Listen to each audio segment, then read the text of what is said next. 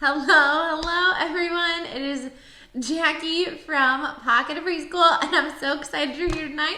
How is everyone doing tonight? So tonight's Facebook Live is all about still life art. So kids drawing things that are at the table, whether it be pumpkins or apples or flowers or animals.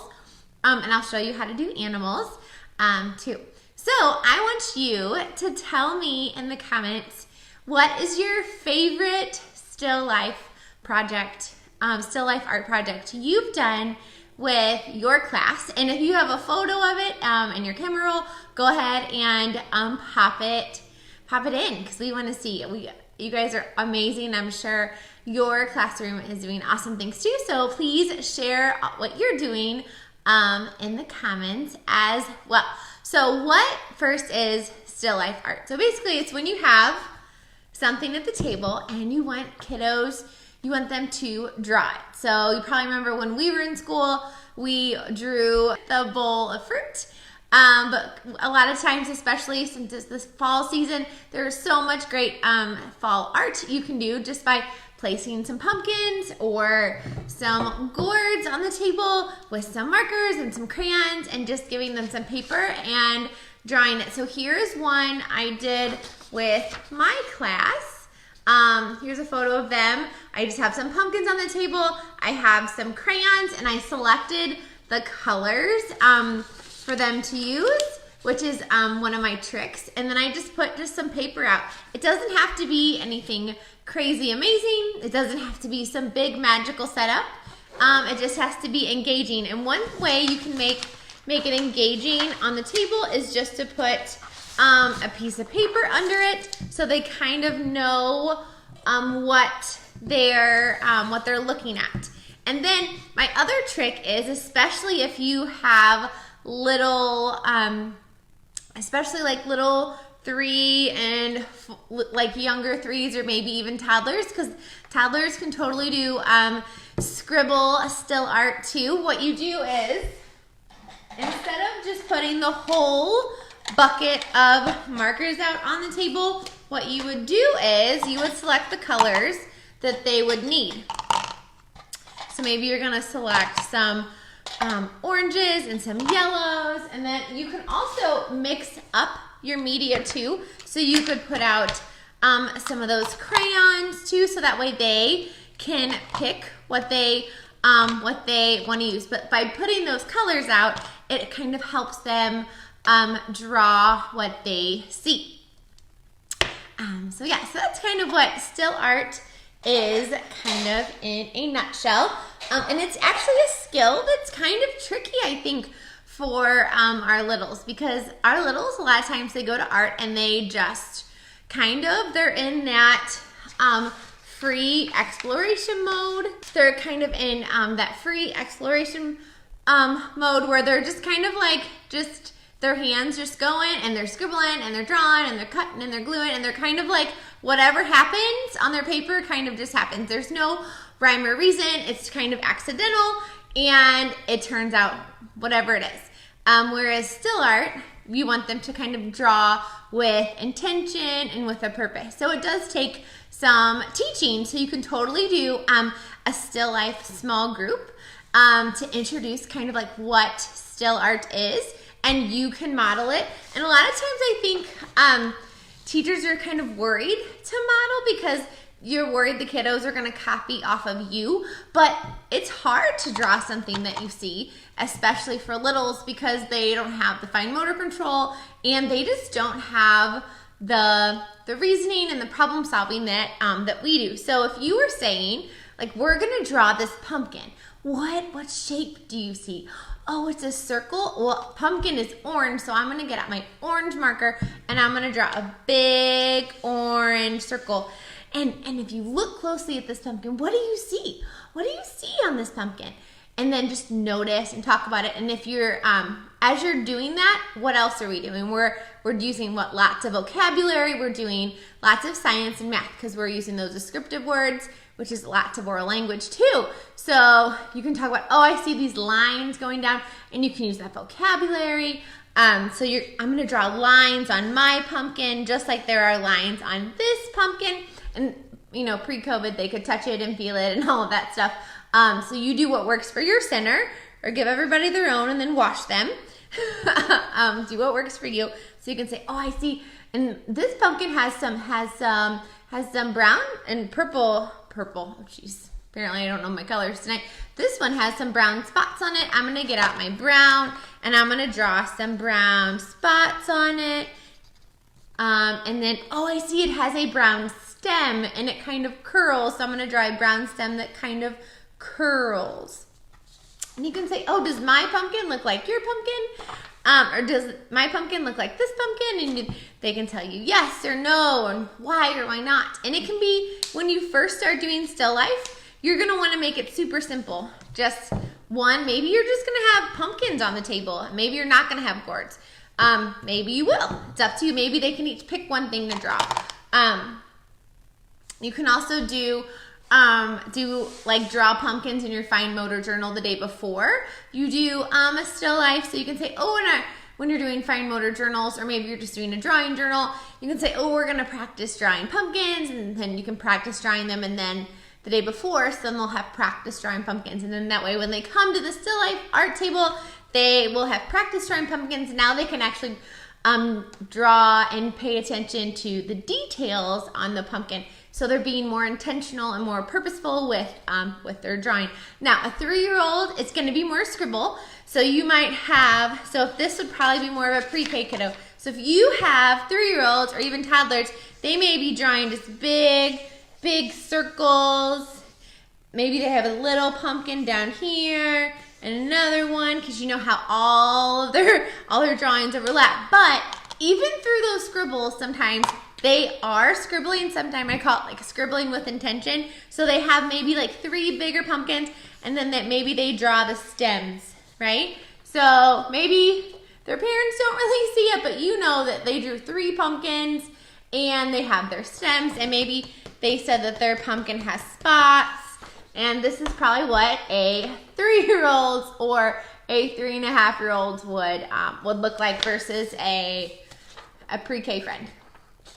So you can totally do still life with whatever age group you have. It's just their drawings are gonna obviously look a little different. And the more you do them, the more intentional, the more detail oriented they will be, because they'll have practice. Just like when they practice math and letters and all the things, the more they practice drawing things and drawing those shapes and working on those fine motor muscles, the more detailed, and you'll be able to recognize what they're actually drawing. So that's one way you can do still life, and you can see that's how I kind of did it in my classroom the one year when I taught full day. So that's one idea. Move that one down here. You can also do apples, because apples are all out right now. So another thing you could do, instead of just putting out paper, you could, like markers and things, which is what I typically do a lot, you can use, this is a still life that I did last year with my kiddos. Here it is kind of in action on the table. I had them all go, we went to recess while they dried on the table. So I'll kind of walk you through kind of how I did that. So tell me in the comments too, do you do mostly still life drawings with like markers and crayons, or do you use watercolors mostly, or do you use just paint too? So kind of tell me in the comments what you guys do. So what we did for this one was the day before in our fine motor journals, we drew apples. So we just practiced drawing circles with little stems. So then the next day I put liquid watercolor on the table. And then because it's hard to see what color liquid watercolor is, I put down these mats, and then I just put little cups, and then I put a paintbrush in each one, and I just squirted some good old liquid watercolor in each cup, and the cup, so the green, I put green, had a green mat under it because it's hard to tell when there's liquid watercolor. So they would draw here, let me find the red. Can't find the red, I'll do green. So all you do with liquid watercolor, you don't need much. And I will say liquid watercolor does like evaporate overnight. Typically, so you put a lid on it if you're gonna try and use it the next day. So it doesn't all, whittle away, because liquid watercolor isn't cheap. And you don't need a lot. They definitely don't need a lot. And I would have real apples on the table. And then what we did for this one was we drew the apples first with our Sharpies. So I actually have a little cup in my cabinet just with Sharpies. And yes, I let my 3-year-old use Sharpies. We talk about how it's permanent and we're very careful with them. And they basically draw their circle. So we go around. This one doesn't work. Try again. So they would draw their apples. Maybe they have a big apple with a stem, and maybe there's a little apple with a stem. So they drew their apples on their paper, and then we practiced too, wiping off our brush. And I do have them, before I give my kiddos liquid watercolors, we use watercolors like in the case or whatever first, so that way they know that they need to wipe off their brush, and then they just fill it in inside the lines or outside the lines. And again, I just put out brown for the stem, yellow, red, and green, so that way they're using apple colors. And if they wanted to make them all green, they can make all their apples green. If they want to make them one yellow and all red, it's up to them. So yeah, that's all they did. It was super simple. They turned out gorgeous. One little guy, he made me an extra one, so I loved that. So I got to keep his. There's his name on the back for me. So again, just paper, Sharpies, and liquid watercolor. Now, if you don't have liquid watercolor, no fear and no worries. Let me find a spot to put everything. And these are just like those paint cups, bottoms. I use these for all the things all the time. So, and you can tell I kept this in my apple theme bucket. That way I don't have to use it again.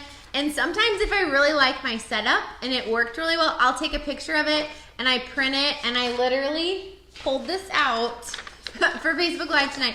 I pulled all of this out of my apple theme box, because if I have a setup that works really well and I have a picture of it, it's kind of like a no-brainer. Or I can give it to another teacher on my team and say, hey, can you set the table up to make it look like this? And then there you go. Easy peasy lemon squeezy. So just a little fun little planning tip. So if you don't have liquid watercolor, no worries, but we're gonna not do apples this time. Let's do leaves. So if you have kiddos who are allergic, like me, to everything outside, you can use fake leaves, or maybe you don't have fall leaves in your area, because that happens too. Like my friends down in Florida, you guys probably don't have leaves that change into these gorgeous colors, and you can always just use green ones too. So what you can do is you can just have them draw the leaves or trace them. So you can say how my leaf has a stem. These ones are a little bit trickier, but you can say how your leaf has kind of points on it. And say it like kind of like a zigzag going around and around and around. Stop. So we got my leaf, and they could draw a couple, and you could talk about how you see the veins in the leaf, and you get all that science vocabulary in, and say how, oh, I feel the leaf. Can you trace it with your finger? And you can feel all the bumps. And you can tell them, oh, let's put that on our leaf. And they can put the veins in the leaf. And you can do it with them. You can do it next to them. You can just talk about it. But sometimes when they see you do it, and even if their paper looks the same, that's okay. Sometimes just modeling art, I think it helps them visualize how to make it on the paper, because this is gorgeous and amazing, but for a 3-year-old or a 4-year-old or a 5-year-old even to think about how to make this on their paper can sometimes be really intimidating, and it's tricky, right? So if you do it once and then maybe you only do one and say, oh, well, why don't you guys make this little one, or maybe you have a leaf that's a different shape. You can say, oh, can you guys make this round leaf on your paper? And can you make the veins in that one? And then they can use just watercolor. And I always, when we use watercolor, and you can have these all over the table, spread out so it's nice and inviting. Just have them dip their water in, and we always talk about how we wipe off our brush. And then like this leaf, I'm gonna draw, even talking about, oh, I see there's red at the bottom of this one, so I'm gonna put red at the bottom of my leaf.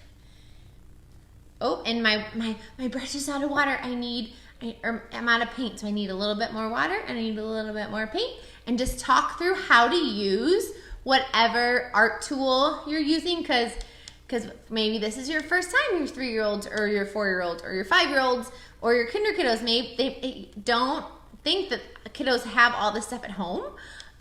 So always talk through how to use your supplies. Say, oh, I need some orange at the top, so I'm gonna dip my brush in the orange. Yep, you guys can see, sorry.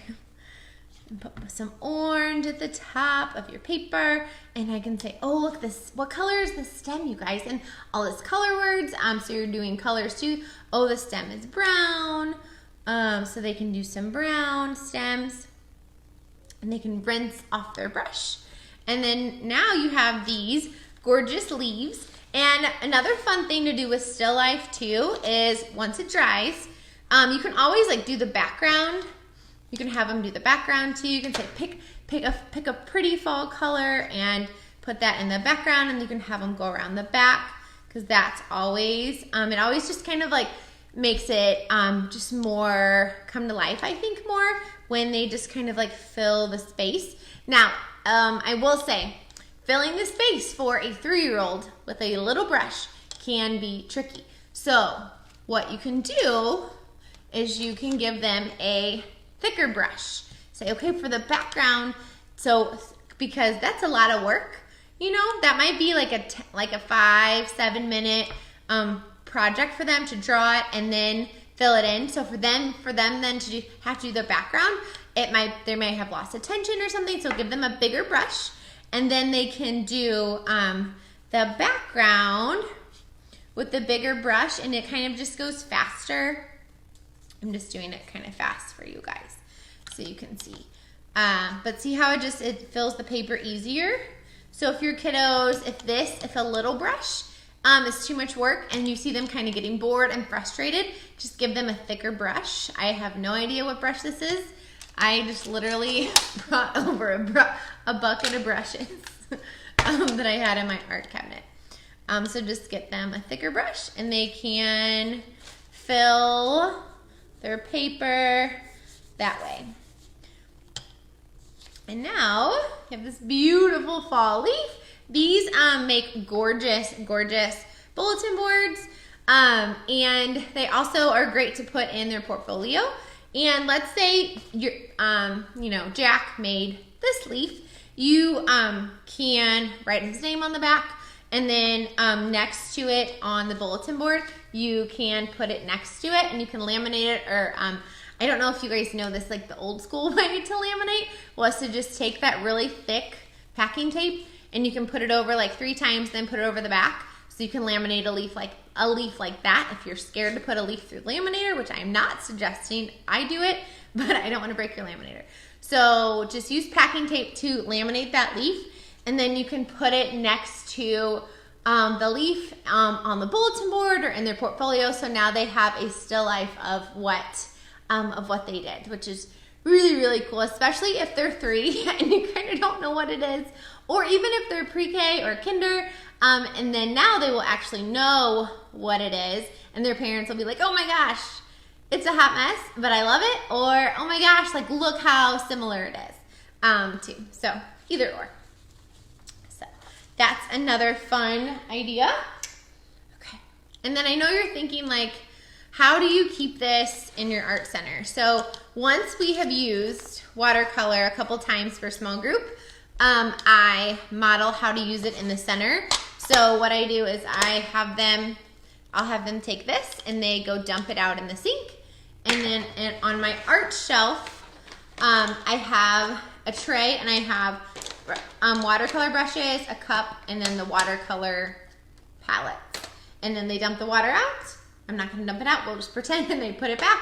And then this actually just sits on my art shelf. So they don't have to get this out, so they would just grab the supplies they need, and then they take this to the table. That way they can be independent and do still life whenever they want, or if you want to set it up and they want to do it again, something like that. So just that management piece for you guys, or if you're using Sharpies or whatever.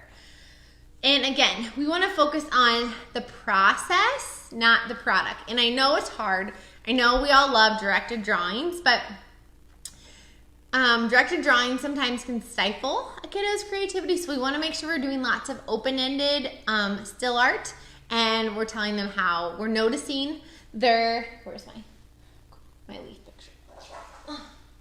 So maybe like they have this leaf picture, you can be like, oh, I wonder how many big veins there are, and maybe they can count, and then they can count and put that many on their paper. So again, it's more about the process and them noticing and then trying to attempt to make it on their picture rather than looking perfect. I would rather have a scribble drawing and a happy kiddo who loves art any day over a kiddo who is frustrated and having it look just like mine. That is not the point. Oh, and it's really fun too to put magnifying glasses out, so that way they can look at things closely, and then you're sneaking in using science tools and even more science into the art center. So that's just another little food for thought there. I'm gonna move this down. So another one that's fun to do is sunflowers. I actually had these in my house. But just, you can also use fake, these are really big. You can use fake sunflowers or fake flowers. I've done that too. Where's my picture? Here's a picture of my kiddos. And these are fake flowers because I hadn't been to the store. So I just put some fake flowers from the dollar store in a vase out with some crayons, and they were just drawing a still life picture of it. So they don't have to be fresh flowers. You can totally use fake flowers. And then you can also use children's books or look at real artist work too. Like you can look at Van Gogh and his gorgeous sunflower painting. You can be like, oh, we're gonna paint still life just like Van Gogh today. And so this book is part of the mini master series.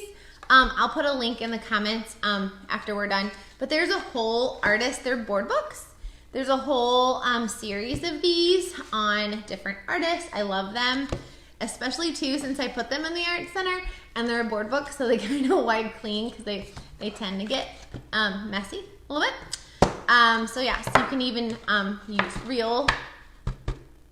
use like a real artist and say, oh, we're gonna paint like Van Gogh today and we're gonna use real paint. Or you can say Van Gogh used paint, but we are gonna use oil pastel. You can also use oil pastel. Here's an oil pastel sunflower drawing that a kiddo made. This is actually my own kids 1 year.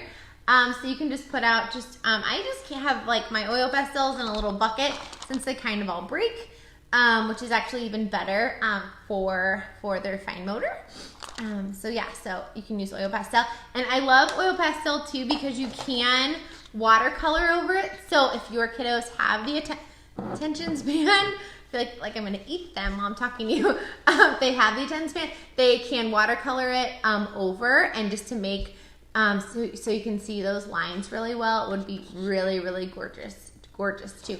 Or you can always make these a 2-day project. So you can do like part 1 the first day, and then like the next day you say, oh, we're gonna bring our sunflowers back out, and then give everybody back their pictures and say, today we're gonna add watercolor to them. And what colors are you gonna use? Are you gonna match them? Are you gonna make them opposites? Things like that. So you can do sunflowers too. And you can also do paint. So you could, I love just putting all of my paint cups. My table's getting full again, guys.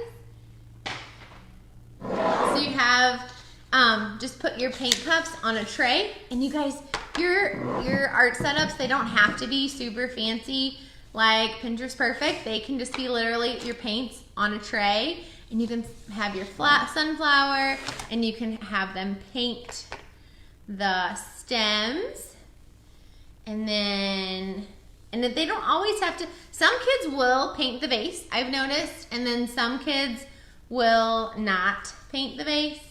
And you know what? Whatever they see, whatever they notice, whatever kind of bit's important to them, whatever they're seeing in the art, and whatever they're expressing, I think is what's important, rather than like having it again be exactly like it. So focusing on that process over product. And I'm just gonna do a really quick one, but here's some gorgeous sunflowers, and I just use, again, this is just Crayola washable paint in just easel cups, and you can just put it on a tray and put it on the table with some gorgeous sunflowers, real or fake, and then you're good to go. So that's another fun idea, just using just your paint off the easel, because again, that would be one less thing you would have to prep. So if you are trying to teach virtually and teach in person, and you don't have time to get out liquid watercolor or watercolors, you just want to grab these off the easel, that works amazing too. And I think sometimes I get really excited about watercolors, but paint is so beautiful and it's vibrant. And if you want to make it lighter for spring, just add white, a little bit of white to your paint. And if you want to make it more fallish, more like fall-y colors, just add a little bit of brown to each one, and then they'll be kind of those fall colors, which I love to make them spring-like in the spring, or in the winter. It's really fun to add white to them, just because everything is kind of covered in snow up north, and it's, you know, just kind of cooler colors. But yeah, you can add brown to make it more fallish colors, like the maroons and things like that. So the other thing you can do for animals, right? Like you're probably thinking, like, how am I gonna have dinosaurs for still life? So even though we don't have real dinosaurs, you can put a giant toy on the table, which they will love. So if you have a kiddo who doesn't love to go to art, put some big dinosaurs or whatever animal they love and put those on the table and be like, today we're gonna do a still life, but not of flowers, not of fruit, not of vegetables. We're gonna do dinosaurs. And since dinosaurs are extinct, or maybe you're gonna do ladybugs, be like, since we can't see ladybugs because they're so small, we're gonna do still life of these ladybug bugs. And maybe you can put just bugs on the table, or maybe you wanna do lizards or whatever animal you can find at the dollar store that's big. I like using the big animals too. One, because you can see all the detail better, so you can talk about the scales and the plates and the claws, or you can talk, if you're doing insects, you can talk about how insects have 6 legs and they have 2 antennas, and you can talk about the body part. You can talk about all the parts of an insect and what makes an insect versus not insect, you know, like a worm or something. So yeah, so you can put these giant animals on the table. So this is a still life that my pre-K kiddo did of this guy. Oh, how cute is he? And then to get this effect, I'll show you what we did in just a minute. So we did this, I put this guy on the table, and do you love how he's happy? Yeah, a little happy dinosaur. So he drew him with his scales, and then to get this little effect, I will show you. So here's another one that we did. This was a directed drawing, but I just want to kind of show you the effect. So this is just kosher salt. So this one we did so you can just kind of get the artifact. But this is Sharpie and watercolor. This one is oil pastel and watercolor. So again, just different, using different media gets a different look. And just mixing it up makes it more fun. So what you do to get that beautiful, I need another piece of white paper. Okay, to get that beautiful effect, what you're gonna do, so I'm gonna draw my bug. So we got my ladybug.